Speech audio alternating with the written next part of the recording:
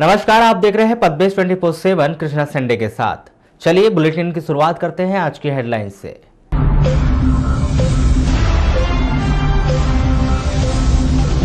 वाराणसी में भारी बारिश से प्रभावित हुआ जनजीवन, निचले इलाकों में जल भराव की बनी स्थिति।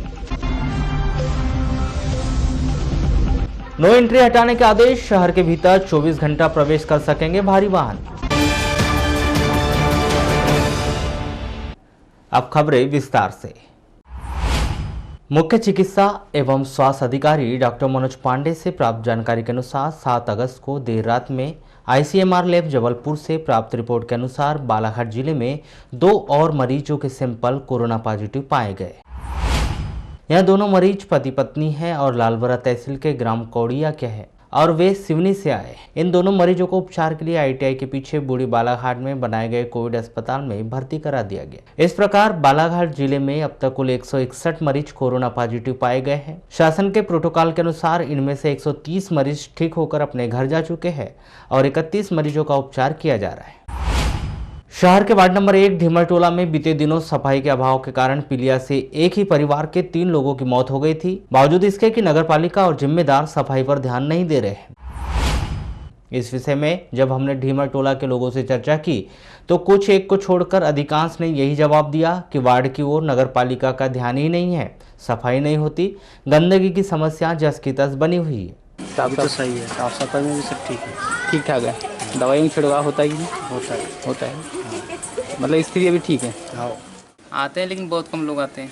कहाँ तक आते हैं? बस वो नल तक के आते हैं, उसके बाद में आगे नहीं बढ़ पाते। कचरा भी उठाने आते तो नल तक के आते हो गए। मैं कहता हूँ 8-8 4-4 दिन में एक बार आया जाए, आना चाहिए। हाँ। अभी साफ सफाई नहीं हो रही है यहाँ पर? नहीं हो रही है, अभी बीच में हुई बस एक ही बार, उसके बाद में हुई नहीं। ना तो पाउडर का छिड़काव हो रहा है, ना तो नाली सफाई हो रही है। तो किस प्रकार का माहौल है अभी यहाँ पर? अभी तो पूरा गंदा माहौल है, पूरी नाली जगह पूरी भरी पड़ी है। यहाँ साफ सफाई जैसे यानी डेली आना चाहिए, यानी क्या 15-15 दिन में आते, डेली यानी दवा की छिड़काव होना चाहिए सप्ताह में टाइप। यहाँ गंदगी यहाँ तो यानी बहुत ही कम बार आती, डेली आते नहीं कोई। 15 दिन में सप्ताह में ऐसा 1 आध बार आके साफ सफाई होती, बस दवा का छिड़काव भी डेली ऐसा कुछ नहीं। दक्षिण वन मंडल सामान्य के अंतर्गत आने वाले लालबरा रेंज के वनग्राम चिकलाबड्डी के ग्रामीणों ने शनिवार को विधायक गौरीशंकर बिसेन के आवास पर पहुंचकर अपनी परेशानी बताई। चिकलाबड्डी के ग्रामीणों ने आरोप लगाया कि रेंजर के द्वारा लगातार उन्हें प्रताड़ित किया जा रहा है। मीनाक्षी तालाब का काम रोक दिया गया है। यही नहीं, बीते दिनों अनाज नहीं होने की वजह से उन्हें एक रात भूखे रहना पड़ा। चलिए जानते हैं चिकलाबड्डी के निवासियों की परेशानी उनकी ही जुबानी। कि हमारे यहाँ वो मीनाक्षी तालाब वाला काम चालू किया मनोरेगा का काम का, तो अब रेंजर साहब ने मना कर दिया था कि काम नहीं होगा कर बारिश का। अच्छा, क्यों मना कर दिया था? क्या पता जी कैसा मना कर दिया था।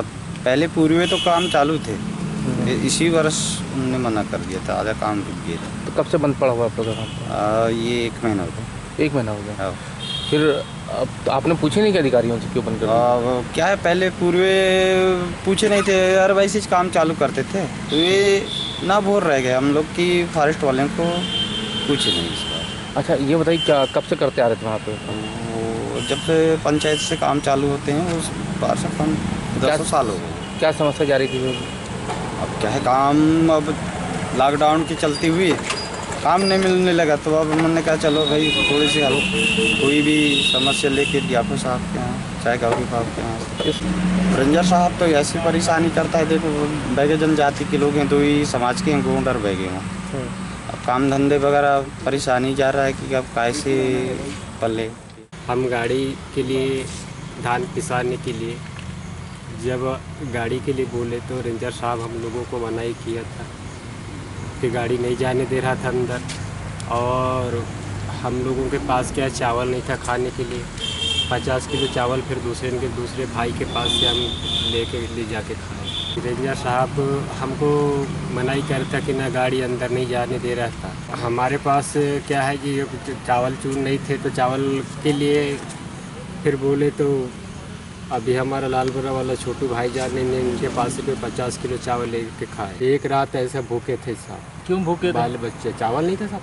चिकलाबड्डी के निवासियों की परेशानी पर विधायक गौरीशंकर बिसेन ने बताया कि रेंजर यदि उन्हें मदद नहीं कर रहे हैं तो यह बड़ा ही गंभीर मामला है। इस विषय पर उनके द्वारा दक्षिण वन मंडल सामान्य के वन मंडल अधिकारी से दूरभाष पर चर्चा की गई है। जय कुमार डहरिया वहाँ पे वन परिषद अधिकारी हैं। हमारे वनवासियों का ये कहना है कि हम किसी भी कार्य से, चाहे मेडिकल की फैसिलिटीज़ के लिए किसी जननी सुरक्षा जननी एक्सप्रेस खुलाना हो या अपने कृषि में पैदा हुए अनाज की मिलिंग करने के लिए जाना हो, यदि कोई वाहन लेके आते तो हमको रोका जाता है। क्योंकि टेकाड़ी नीचे बसा हमारा पंचायत है, उसके ऊपर ये हमारे ग्राम है, इस तरफ खींचगांव है, उसके ऊपर एक गाँव है, लंबा दूरी है। सर वजह से सब चीज़ें नीचे लाना संभव नहीं है। इसी के साथ साथ उन्होंने कहा कि मीनाक्षी तालाब का निर्माण ग्राम पंचायत के द्वारा किया गया। ये गांव हमारे टेकाड़ी ग्राम पंचायत से के ग्राम है, उससे जुड़े हुए ग्राम है। उन कामों में हम मजदूरी करने जाते हैं तो वहाँ पर भी हमको वन परिषद अधिकारी रोकते हैं। आपको बता दें कि लालबर्रा रेंज के अंतर्गत आने वाले वन ग्राम चिकलाबड्डी सहित अन्य 2 ग्राम का विस्थापन होना है, जिसके लिए वन विभाग के द्वारा पूरी योजना तैयार कर ली गई थी। लेकिन अचानक ही कोरोना वायरस संक्रमण की वजह से लॉकडाउन हुआ और यह योजना अधर में अटक गई। एक दिन पूर्व ही दक्षिण वन मंडल सामान्य के वन मंडल अधिकारी ने पद्मेश 24/7 को इस विषय में जानकारी साझा की थी। लालबर्रा क्षेत्र में हमारे यहाँ कुछ वन ग्राम है। लालबर्रा में चिकलाबड्डी है, सोने वाली है और एक और ग्राम है। तो 3 ग्राम वन ग्राम है वो, उनकी पॉपुलेशन भी कम है और वहाँ की जो जनसंख्या है वो जो है वन ग्राम में होने की वजह से, जंगल के बीच में होने की वजह से वो सरकारी सुविधाओं से भी वंचित रहती है। अभी लॉकडाउन में भी उन्हें थोड़ी सी परेशानी उठानी पड़ी थी। तो मेरे को व्यक्तिगत तौर पे ये लगता है कि अगर वो जंगल से हट जाए, अगर वो कहीं और सेटल हो जाए तो वो शायद उनके लिए भी अच्छा रहेगा और उनका जंगल से थोड़ा सा आवागमन भी कम होगा, उनसे मिलने जुलने वाले लोग भी थोड़े कम होंगे, तो जंगल पे भी अच्छा प्रभाव पड़ेगा और विकास के मुख्य धाराओं से बिल्कुल विकास के मुख्य सर ऐसे। शनिवार को ट्रांसपोर्ट एसोसिएशन की मांग पर जिला प्रशासन के द्वारा मुहर लगाते हुए शहर के भीतर भारी वाहनों के प्रवेश नो एंट्री को सोमवार से हटाने का फैसला लिया गया है। ट्रांसपोर्ट एसोसिएशन ने इस बात पर खुशी जाहिर की और प्रशासन सहित पूर्व मंत्री और विधायक गौरीशंकर बिसेन को धन्यवाद ज्ञापित किया है। आज सब गौरी भाव हमारे पूर्व मंत्री जी एवं सबके अथक प्रयास से ट्रांसपोर्ट यूनियन को एक जान मिली है। नो एंट्री आज समाप्त हुई है, लेकिन अभी हमारा संघर्ष यहाँ खत्म नहीं हुआ। हमारा संघर्ष अब चालू हुआ है। अब हम रिंग रोड बालाहाट में बहुत जरूरी है, जो बालाहाट की महती आवश्यकता है, उसके लिए हम लोग संघर्ष चालू कर रहे हैं, जिसमें भी हमको सबका सहयोग चाहिए। बालाहाट की सबसे बड़ी मांग अब रिंग रोड है। ट्रांसपोर्ट एसोसिएशन खुश है, हमारी समस्याओं का निदान हो गया है और बाईपास से भी आवागमन चालू रहेगा और साथ में नो एंट्री 24 घंटे के लिए खोल दी। पहले क्या समस्या जाती? पहले समस्या ये थी कि 13 घंटे के लिए टोटल नो एंट्री थी और 3 घंटे काम के मिलते थे। अब टोटल नो एंट्री समाप्त कर दी गई। तो कब से स्टार्ट हो जाएगा? ये सोमवार से स्टार्ट हो जाएगी। नो एंट्री की मांग पूरी होने के बाद ट्रांसपोर्ट एसोसिएशन ने उम्मीद लगाई कि जल्द ही प्रशासन के द्वारा रिंग रोड की मांग को भी पूरा किया जाएगा। आदरणीय गौरीशंकर बिसेन जी, रमेश रंगलानी जी, अभय सेठिया जी, बालाघाट ऑफ चैम्बर्स के अथक प्रयास से आज हम ट्रांसपोर्ट एसोसिएशन की का जो नो एंट्री की समस्या और बाईपास रोड की जो बातें चल रही थी कई दिनों से, इसका निराकरण आज हो चुका है। बालाघाट में परसों से नो एंट्री समाप्त हो गई है। 24 आवर्स नो एंट्री नहीं रहेगी सोमवार से, और बाईपास रोड का भी कुछ दिनों में हल निकाल के बाईपास रोड का समाधान निकाला जाए। सोशल मीडिया पर की गई टिप्पणी आखिरकार थाने तक पहुंच गई, जब शिकायतकर्ता के द्वारा कार्रवाई की मांग की जा रही। पूरा मामला सोशल मीडिया पर स्टेटस डालने को लेकर है। वारासिवनी तहसील के कोसरी टोला निवासी विक्रांत मेश्राम ने बताया कि उन्होंने सोशल मीडिया पर एक स्टेटस डाला, जिस पर लिंगमारा निवासी एक व्यक्ति के द्वारा जातिगत टिप्पणी की गई। इस बात पर उनके द्वारा उससे माफी मांगने को कहा गया, लेकिन व्यक्ति के द्वारा माफी नहीं मांगी गई, जिसकी शिकायत शनिवार को अजाक्स थाने में की गई है। मामला था जातिगत टिप्पणी के ऊपर, यानी एक ओबीसी समाज के व्यक्ति ने महार समाज को नीच कहा और कमर में झाड़ू बांधकर घुमाने वाली बात किया, जिससे हमारी सामाजिक भावनाएं जो है वो आहत हुई। और फिर हम उससे बात करने गए तो उसके घर में जाकर जो है यानी सरपंच को उसको बुलाया तो नहीं आया, पंचायत में भी नहीं आया। फिर यानी घर गए तो वहाँ पर वाद विवाद करने लगा और ईंटा उठाकर मारने का भी प्रयास किया उसने। तो रिपोर्ट दर्ज करा दी आपने इसकी? हाँ जी, FIR कहाँ करवाई थी? अजाक्स थाने में करवाई है, बालाघाट। और इसके पहले वारासिनी में आवेदन दिए थे। तो कुछ कार्रवाई हुई? वारासिनी में आवेदन दिए तो अभी तक के तो कोई कार्रवाई नहीं हुई। परसों हमने दिए थे आवेदन, उचित कार्रवाई। कोतवाली पुलिस ने सामूहिक दुष्कर्म के मामले में फरार आरोपी को जिला मंडला में गिरफ्तार किया है। गिरफ्तार आरोपी रानू उर्फ अरविंद कसार 35 वर्ष, वार्ड नंबर 6, चित्रगुप्त नगर, बालाघाट निवासी को न्यायिक रिमांड पर जिला जेल भिजवा दिया गया है। इस आरोपी को पकड़ने में मंडला जिले की महाराजपुर पुलिस की अहम भूमिका रही। इस मामले का अन्य आरोपी निशांत सोनी पूर्व में ही गिरफ्तार किया जा चुका है, जो न्यायिक रिमांड पर जिला जेल में है। कोतवाली पुलिस के मुताबिक दोनों आरोपी के विरुद्ध एक नाबालिग लड़की का अपहरण कर उसके साथ सामूहिक रूप से दुष्कर्म करने का आरोप है। 17 मार्च को निशांत सोनी और रानू उर्फ अरविंद कसार के साथ मिलकर इस घटना को अंजाम दिया गया था। वारासिनी में बीती रात से लगातार हो रही बारिश के कारण PM आवास के हितग्राही जो झोपड़ी बनाकर रह रहे थे, उन्हें भारी दिक्कतों का सामना करना पड़ा। इस बारिश के कारण उनके मकानों में पानी चले गया। आधी रात जागकर निकालनी पड़ी क्योंकि उन्हें नगर पालिका के द्वारा PM आवास की किस्त देने में लेट लतीफी की गई है। वहीं कुछ लोगों को अभी भी किस्त नहीं मिली है, जिसके कारण हितग्राहियों के अंदर बेहद ही आक्रोश व्याप्त है। वार्ड वासियों ने बताया कि प्रधानमंत्री आवास योजना के तहत देश में 2020 तक सभी कच्चे मकानों में निवासरत लोगों को आवास उपलब्ध कराने की मंशा के तहत शासन योजना का क्रियान्वयन कर रही है। यही किस्त यदि 2 महीने पहले डल जाती सर, तो अभी जो प्रॉब्लम आ रही है, प्रॉब्लम नहीं आती। ये 20 तारीख को मिलती सर, 20 जुलाई को। और इसके पहले पहली किस्त नवंबर 2019 में मिली थी। घर की क्या स्थिति है? बारिश भी हो रही है और काम रुका हुआ है। ठेकेदार भी क्या है 2-4 साइड ले चुका था, तो इस वजह से वो भी थोड़ी समस्या में है। इस वजह से उसका भी आना नहीं हो रहा है। 1 दिन आता है, 2 दिन गैप रहते हैं उसके भी। अब स्लिप ठेकेदार का 15 दिन का समय मांगे, 15 दिन के बाद में, तब तक के बारिश भी खुल जाएंगी, बोले थोड़ा बहुत तो राहत मिलेगी। रहने में दिक्कत जा रही है और क्या प्रॉब्लम तो प्रॉब्लम ही है ना। पीछे रह रहे झोपड़ी बनाकर, किराए का घर तो मिल ही नहीं रहा है ही नहीं इधर बस्ती में। हमारा स्थिति तो यही है कि मकान तोड़े हैं और हम लोग झोपड़ी में रहते हैं और पानी से थोड़ा परेशानी है। यही है अभी तो जैसे तैसे रह रहे हैं। दूसरी किस्त पहली मिली है, अभी दूसरी नहीं मिली है। अब सज्जा हाइट हो रहा है हमारा आपको अभी तो अब हमको तो अभी कोई समस्या नहीं है, बस यही पानी आ रहा है, पानी वानी गिरते रहता है ये मकान में, इधर झोपड़ी में। हमारी समस्या ये है कि हमारा मकान यानी स्लैब हाइट हो गई है, तो हमारी दूसरी किस्त पे ध्यान नहीं दे रहे। हमारा मकान खड़ा नहीं हुआ था ना, इसलिए अब जब खड़ा हो गया 1 हफ्ते से जाकर के हमने नगर पालिका में लिखा दिए कि हमारी स्लैब हाइट हो गई तो हमारे खाते में पैसा डाल दो कह के। अब पता नहीं अब आजकल में डालते हैं कि क्या करते हैं। गुजर बसर वही है, झोपड़ी में रहो, पानी आता है तो झेलो समस्या।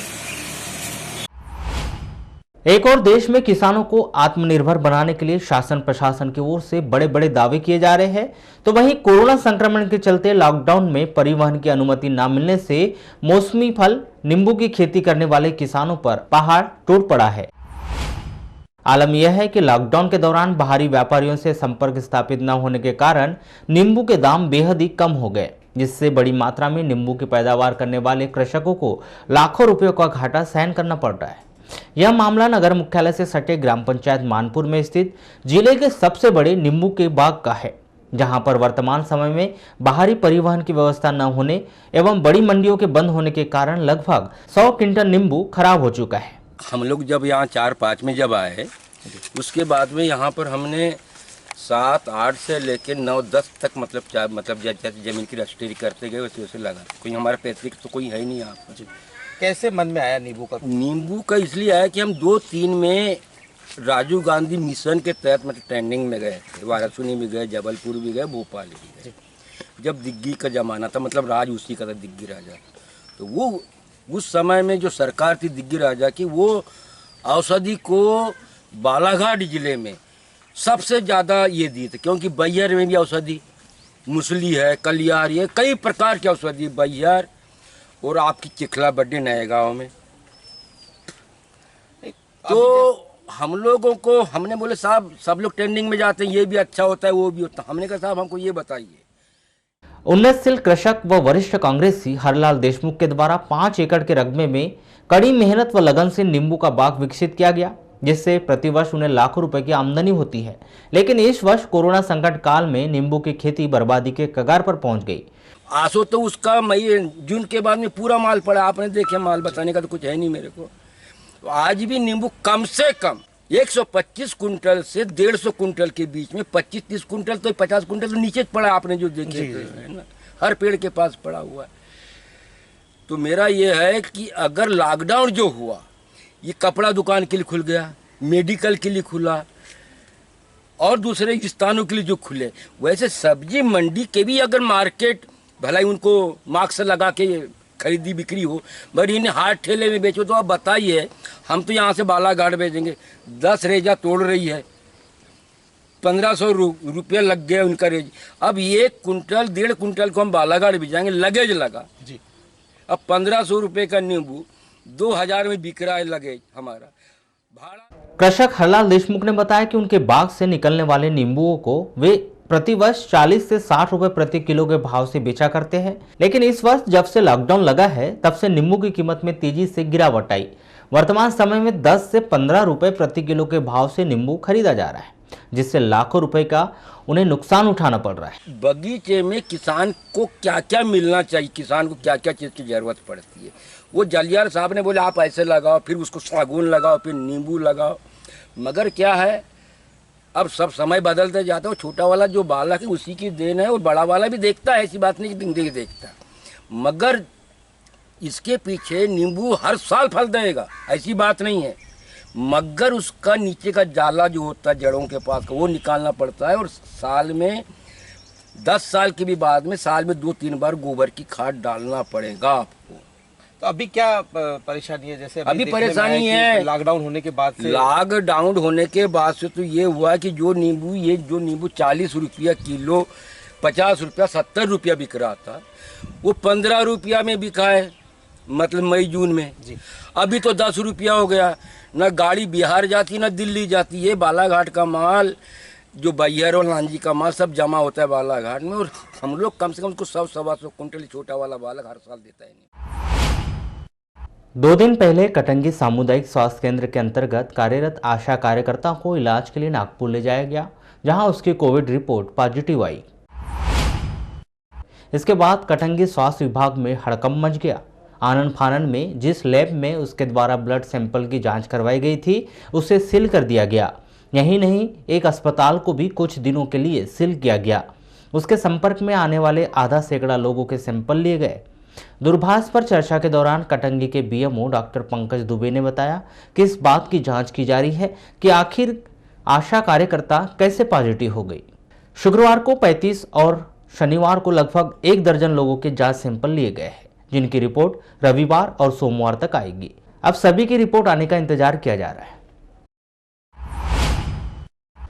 शासकीय जटाशंकर त्रिवेदी महाविद्यालय में प्रवेश प्रक्रिया को लेकर ब्लड ग्रुप रिपोर्ट छात्र छात्राओं के लिए एक परेशानी का सबब बन गई है। आपको बताएं कि कॉलेज में प्रवेश ऑनलाइन प्रक्रिया के तहत दिया जा रहा है, जिसमें रजिस्ट्रेशन कराना छात्र के लिए अनिवार्य है। लेकिन रजिस्ट्रेशन के लिए छात्र का ब्लड ग्रुप अनिवार्य किया गया है, जिसने छात्रों की समस्या को बढ़ाकर रख दिया है, क्योंकि जिला अस्पताल में व्यापक व्यवस्था न होने के कारण उन्हें ब्लड ग्रुप रिपोर्ट प्राप्त करने में काफ़ी दिक्कतें आ रही है। हम अपने कॉलेज में एडमिशन कराने के लिए, रजिस्ट्रेशन कराने के लिए ऑनलाइन में गए थे, तो वहाँ पर ब्लड ग्रुप मांग रहा है। अच्छा, किसके द्वारा जानकारी दी गई कि ब्लड ग्रुप लगेगा, जरूरी है? MP ऑनलाइन वाले। अच्छा, ये ऑनलाइन ही प्रवेश प्रक्रिया चल रही है, रजिस्ट्रेशन हो रहा है। और इसके अलावा कौन कौन से दस्तावेज मांगे जा रहे हैं? आधार कार्ड, समग्र ID। अच्छा, यहाँ पर आप पहुँचे हो ब्लड ग्रुप के लिए, तो किस प्रकार की दिक्कत हो रही है यहाँ पर? हम यहाँ पर 1 बजे के पहले आए थे, तो 1 बजे के पहले आए, हमने पर्ची कटाया, फिर 6 नंबर रूम में जाने बोले उन्होंने, तो हम वहाँ पर गए, वहाँ पर कोई नहीं था। फिर थोड़ी देर घूमे, फिर किसी के द्वारा पता चला कि 4 नंबर रूम में सिग्नेचर होगी, वहाँ से सिग्नेचर कराकर यहाँ पर हम पहुँचे। पैथोलॉजी रूम में। तो उनने बोले कि आप 2 बजे आओ। हमने 2 बजे तक वेट किए, फिर उनने बोले 3 बजे आओ। अब हम 3 बजे तक भी वेट कर रहे हैं, बट अभी कुछ कार्य हो ही नहीं रहा है। दिक्कत हो रही है, दिक्कतें बहुत हो रही है। टेस्ट करवाना है, ब्लड ग्रुप चेक कराना है। कितने काम है ब्लड ग्रुप चेक कराने हैं? बीएससी के लिए ब्लड ग्रुप मांगा है। अच्छा, जैसे अभी कोरोना काल चल रहा है, कोविड-19 चल रहा है, आप लोग यहाँ हॉस्पिटल आ रहे हैं, अगर यह व्यवस्था कॉलेज में जाती तो कैसा रहता है? ठीक है। यहाँ दिक्कत हो रही है, किस प्रकार की दिक्कत है? हम 12 बजे से आए तो यहाँ चेक नहीं हो रहा। वहीं इस मामले में सिविल सर्जन आर.के. मिश्र ने कहा कि ब्लड ग्रुप रिपोर्ट का कोई औचित्य ही नहीं है, छात्रों को बेवजह परेशान किया जा रहा है। इस संदर्भ में वह कलेक्टर से चर्चा करेंगे। देखिए, क्योंकि वहाँ से आदेश तो मेरे पास ऐसा आया नहीं है, पर वहाँ से बच्चे तो आ रहे हैं, उनका हम लोग जाँच तो करवा रहे हैं। तो इस विषय में तो माननीय कलेक्टर महोदय से मैं इस विषय में डिस्कस करूँगा कि इस समय कोरोना को देखते हुए ज़्यादा यहाँ पे बच्चे को ना भेजा जाए। और वैसे मेरे समय में ज़रूरत पड़ती नहीं हमको, एक ब्लड ग्रुपिंग क्या है, क्या करेंगे लेकर के, उनकी आवश्यकता मेरे समय में तो नहीं रहती है। तो किसी कुछ होता है तो अस्पताल में हम लोग की जरूरत पड़ती है, कॉलेज वालों की आवश्यकता मेरे समय में होनी नहीं चाहिए। खैलानी थाना के अंतर्गत ग्राम खरकड़ी में 2 वर्ष की मासूम बच्ची की नहर में बहने से मौत हो गई। 7 अगस्त को 4 बजे करीब यह घटना उस समय हुई जब यह आरुषि सांसरोदे अपने घर के सामने आंगन में खेल रही थी और खेलते खेलते वह नहर में गिर गई। खैलानी पुलिस ने इस बच्ची की लाश का पोस्टमार्टम करवाकर शव परिजनों को सौंप दिया है। कोविड-19 के चलते शासन स्तर पर बजट को ध्यान में रखते हुए काफी कुछ बदलाव किए गए हैं, जिसके तहत विभाग के कर्मचारियों को इंक्रीमेंट को भी रोका गया है, जिसके कारण कर्मचारियों को काफी दिक्कतों का सामना करना पड़ रहा है। वहीं स्वास्थ्य विभाग के अधिकारी व कर्मचारियों के इंक्रीमेंट को रोके जाने से जहां एक और कर्मचारियों में मायूसी छाई हुई है, तो वहीं अधिकारी वर्ग भी शासन के नियमों का पालन करने की बात कह रहे हैं। इस संदर्भ में सिविल सर्जन डॉक्टर आर.के. मिश्र ने कहा कि शासन के निर्देश के तहत कर्मचारियों के इंक्रीमेंट होते हैं और यहां सभी विभागों की स्थिति है। उन्होंने कहा कि यदि इंक्रीमेंट अधिकारी व कर्मचारी को मिलता तो उनका और हौसला बढ़ता। अभी तो मध्य प्रदेश शासन ही बता सकती है क्यों रोका है इंक्रीमेंट। अच्छा, कितना इसमें इंक्रीमेंट लगता था सर पिछले साल? हर कर्मचारी का अलग अलग रहता है। जैसे बड़े अधिकारियों का ज़्यादा रहता है, छोटे कर्मचारियों का अधिकारियों को कम रहता है। तो ये सभी विभागों के लिए सर? सही बात। ये तो पर मध्य प्रदेश शासन का निर्णय है, इसमें हम लोग कुछ, मैं तो कुछ नहीं बोल सकता इस विषय में। नहीं, लेकिन सर आप एक वरिष्ठ अधिकारी हैं और जो कनिष्ठ रहते हैं, जो अवस्था करते हैं, उनको एक छोटे कर्मचारी की बात करें, उनको एक उम्मीद रहती है सर। हाँ, उम्मीद तो रहती है। कार्य उनको लगता है कि हम अगले साल होगा तो हम अभी 200 रुपये पा रहे हैं तो अगले साल जो तो हम 250 रुपये पाएंगे। एक नई उमंग से काम करते हैं, इंक्रीमेंट होता है तो जी लगता है। पर भी शासन की नीति है, अब उन्होंने क्यों बंद किया वो तो शासन ही बता सकते हैं। बालाघाट जिले के भीतर लगातार मवेशी तस्करी की घटना सामने आ रही है। ऐसा ही एक मामला शनिवार को कटंगी क्षेत्र में आया, जब एक पिकअप में 2 मवेशियों को बरघाट से महाराष्ट्र कत्ल खाने ले जाया जा रहा था। जानकारी के अनुसार 2 गाय एचएफ नस्ल की बरघाट से महाराष्ट्र की ओर कत्ल खाने ले जाते हुए पकड़ा गया। वाहन पिकअप चालक के द्वारा पुलिस को देखकर अपने वाहन को अंबामाई के जंगल में छोड़कर भाग गया, जिसे पुलिस ने सतर्कता से घेराबंदी कर पकड़ लिया।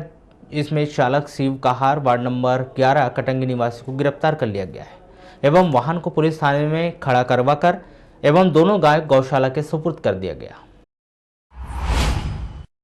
कटंगी थाना क्षेत्र के अंतर्गत कटंगी तुमसर मार्ग पर शावरी के बीच एक साइकिल चालक को बचाने के चक्कर में टवेरा गाड़ी पेड़ से टकराकर पलट गई।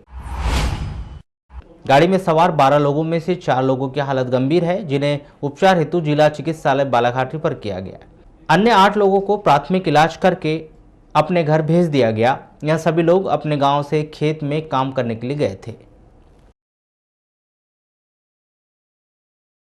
तो पद्मेश 24/7 में बस इतना ही, और कुछ नए समाचारों के साथ आपसे फिर से होगी मुलाकात। तब तक के लिए दीजिए इजाजत। नमस्कार।